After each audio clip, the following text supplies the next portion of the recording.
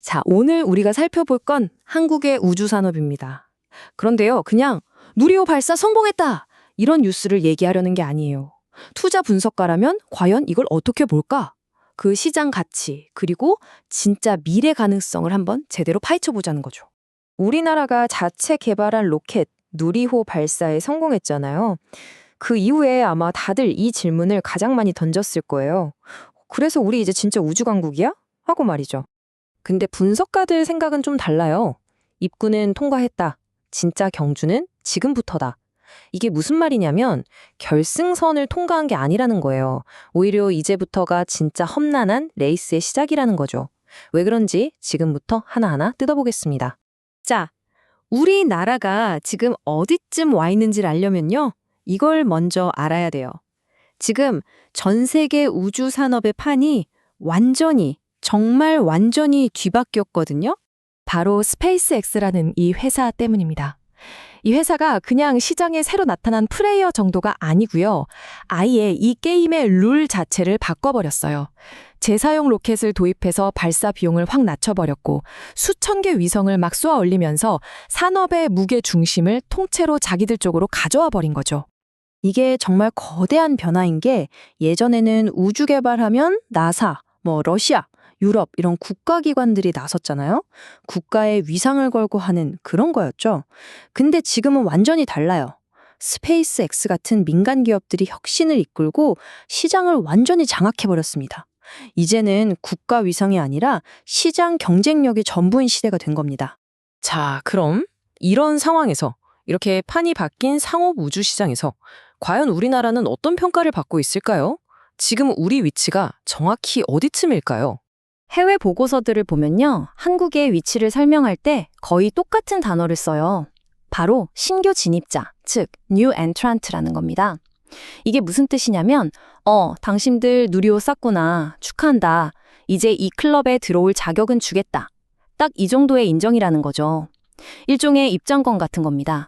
이 표를 보시면 훨씬 더 명확해져요. 지금 글로벌 경쟁 구도를 보면요. 1티어에는 미국, 그러니까 스페이스X죠. 그리고 중국 같은 게임 체인저들이 있고요. 2티어에는 유럽, 러시아, 일본 같은 전통 강자들이 있습니다. 그럼 한국은 어디냐? 바로 인도와 함께 3티어, 신흥 주자 그룹에 속해 있는 거죠. 클럽에 들어오긴 했는데 아직은 맨 뒤에 서 있는 거예요. 아니, 근데 왜 이렇게 티어가 나뉘는 걸까요? 그 이유 딱 한 가지 핵심 기술에 있습니다.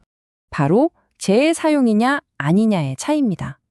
스페이스X의 팰컨군은 로켓을 쏘고 나면 1단 추진체가 다시 지구로 돌아와요. 그래서 그걸 정비해서 또 씁니다. 이게 재사용이죠.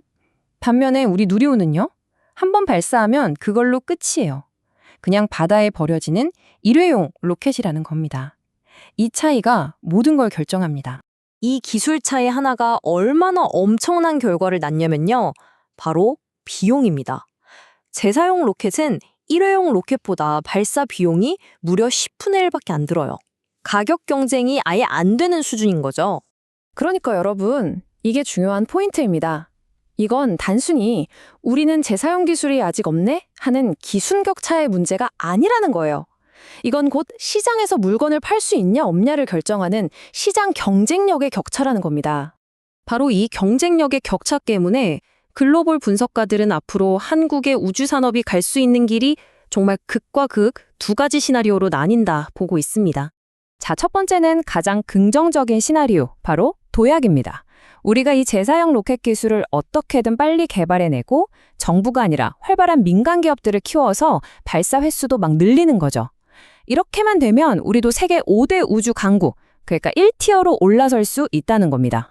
반면에 최악의 시나리오도 있습니다. 바로 정체 시나리오죠. 만약에 계속 지금처럼 정부가 모든 걸 주도하고 민간 기업은 힘을 못 쓰고 그러면 혁신 속도는 당연히 느려지겠죠? 결과적으로 어떻게 되느냐? 와, 한국 로켓 기술은 있는데 너무 비싸서 아무도 안 쓰네? 이렇게 글로벌 시장에서 완전히 소외되어 버리는 겁니다. 기술만 가진 박물관 신세가 되는 거죠. 결국 이 두 시나리오를 가르는 결정적인 열쇠는 뭘까요? 바로 이겁니다. 지금의 정부 주도 산업을 얼마나 성공적으로 기업 주도 산업으로 바꿀 수 있느냐? 미국이 스페이스X라는 엄청난 민간 기업을 치워내서 지금의 자리에 오른 것처럼 우리도 우리만의 혁신적인 기업들을 키워낼 수 있느냐에 모든 게 달려 있다는 거죠. 자, 그럼 정리해 보겠습니다. 투자 분석가의 시각에서 본 최종 결론은 과연 뭘까요? 핵심 질문들에 답을 해보죠. 첫째, 한국은 우주강국인가? 대답은 아직은 아니다, 입니다. 둘째, 그럼 잠재력은? 매우 높다고 할 수 있죠. 마지막으로, 그래서 결론이 뭐냐? 이제 막 게임에 참여할 수 있는 입장권은 손에 쥐었다. 딱 이겁니다. 결국 우리가 기억해야 할 핵심은 바로 이 문장인 것 같아요. 입구는 통과했고 이제 진짜 경쟁이 시작됐다. 누리호 발사 성공은요, 축포를 터뜨리고 끝낼 일이 아니었던 거예요. 오히려 글로벌 우주 시장이라는 거대한 경제 전쟁의 시작을 알리는 탕 하는 총성이었던 셈입니다. 그래서 이 모든 분석은 마지막에 단 하나의, 하지만 가장 중요한 질문으로 이어집니다. 앞으로 10년, 과연 대한민국에서 세계 무대에서 진짜로 한판 붙을 수 있는 우리만의 스페이스X가 탄생할 수 있을까요? 이 질문에 대한 답에 한국 우주 산업의 미래가 달려 있습니다.